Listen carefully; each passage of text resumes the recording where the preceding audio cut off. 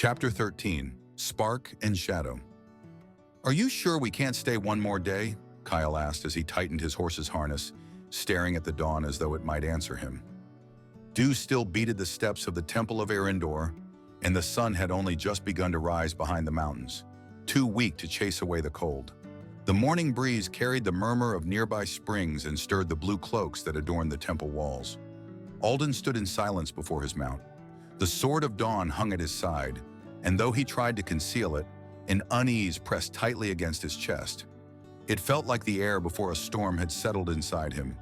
Expectation, tension, and a faint fear of what lay ahead. Beside him, the wolf watched with a solemn stillness, as if she understood that this dawn marked the beginning of a path from which there would be no return. Kaelor finished fastening his own horse's straps and stepped closer. "Dawn waits for no one," he said, though his voice carried a hint that suggested he was not entirely eager to leave so soon. Doran grunted as he checked one of the saddlebags. "I don't trust mornings this quiet," he muttered. "They always mean trouble." Alden did not answer. He had slept little. Every time he closed his eyes, the cherry-colored trees from his vision returned with unsettling clarity. It was then that Selenya appeared at the temple threshold. The oracle walked toward them at an unhurried pace, and when she stopped before the group, her gaze settled first on Alden. A fleeting spark of compassion, or perhaps pride, crossed her features. "You did not sleep well," she said gently, without needing to ask. "The fire rarely allows rest when it begins to wake." Alden swallowed and nodded. Selenya inclined her head slightly.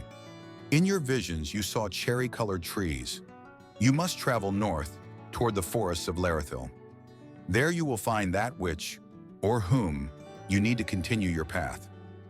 Alden lowered his eyes to the ground, struggling to steady the emotions that refused to loosen their grip. "And remember," Selenya added, her tone growing heavier, "before your journey ends, you will have to leave things behind, just as you left your home. You will be asked to make sacrifices, some deep enough to break any man. But what you are, Alden, what you have learned, never forget it." He listened with a knot in his throat. Instinctively, he sought Kaelor and Kael with his gaze. Both watched him in silence. Kaelor with steady resolve. Kael with curiosity laced with poorly concealed concern. Selenya then turned to Lyanna, already mounted, her posture firm. "There is great strength within you, my child," she said with surprising tenderness. "Use it well. Your role in this journey will be more important than you yet understand." After a brief pause, she added in the maternal tone Lyanna knew all too well, "And be patient, please." Lyanna opened her mouth, ready to protest, but instead let out a resigned sigh. Selenya smiled faintly. At last, the oracle stepped back and offered the group a look that blended hope with melancholy. "May the primordial fire guide you." The temple doors closed slowly behind them as they set off, leaving behind the echo of their footsteps, and a silence heavy with omens. Far to the north, near the border between Aeryndor and Valdara, a small group of travelers moved along a dusty road with a wagon. The air lay still, almost unnaturally so. Then the wind shifted. The horses snorted, restless. "Did you hear that?" one of the men whispered. A distant rumble echoed through the valley.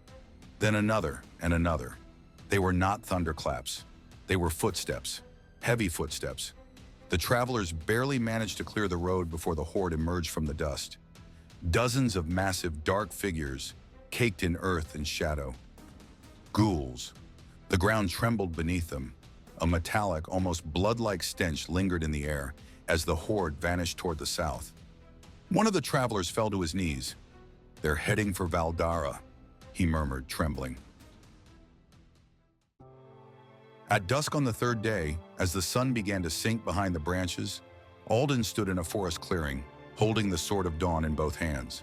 His eyes were closed, his brow furrowed, his body rigid with the strain of concentration. A short distance away, the wolf rested atop a raised rock, unmoving and alert, like a living statue. A sharp knock jolted him out of his focus. "Ow!" he exclaimed, clutching his head. Lyanna stood behind him, arms crossed, her expression unimpressed. "You're doing it wrong," she said bluntly. Alden shot her an irritated look.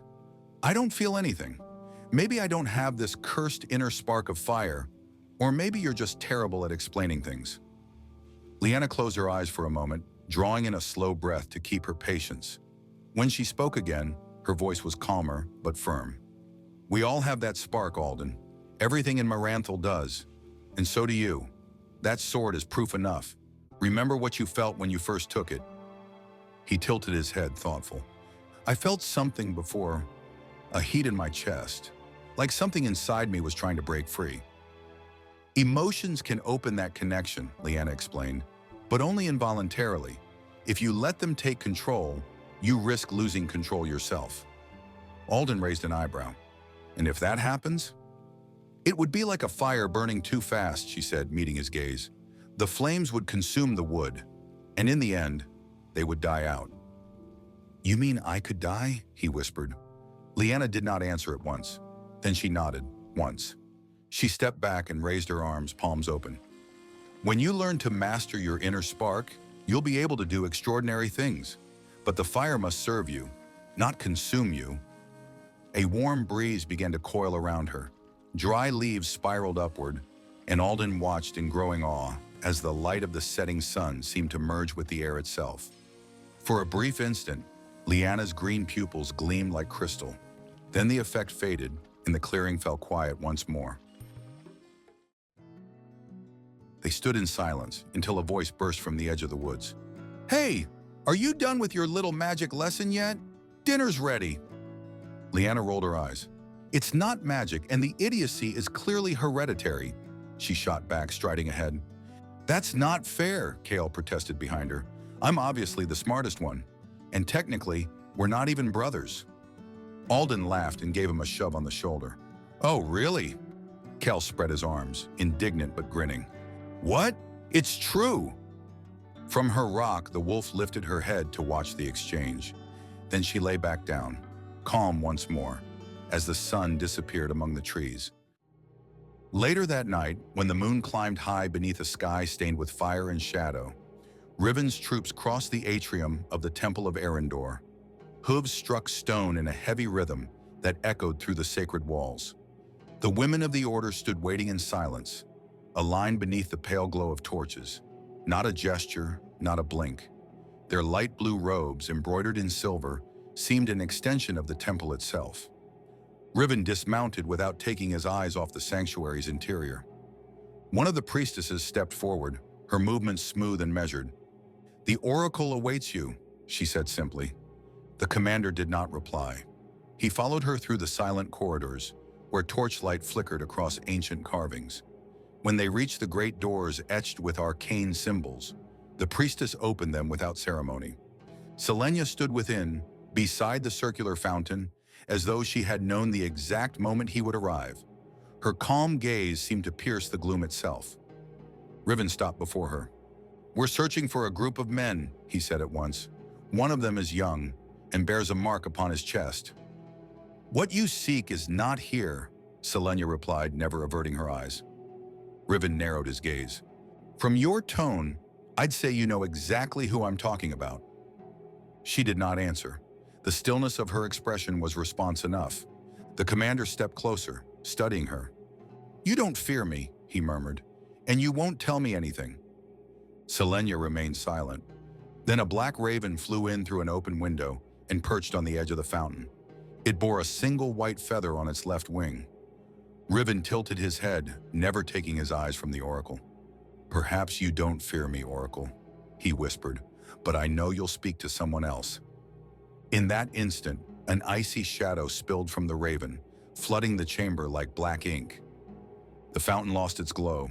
The torches flickered and went out. Darkness claimed the temple, and silence once more ruled Aeryndor. Miles away in the night camp, the wolf suddenly lifted her head, scenting the air. Far off, almost imperceptible, a raven croaked in the dark. Alden opened his eyes. The mark on his chest pulsed once. Hot. A forest awaited them,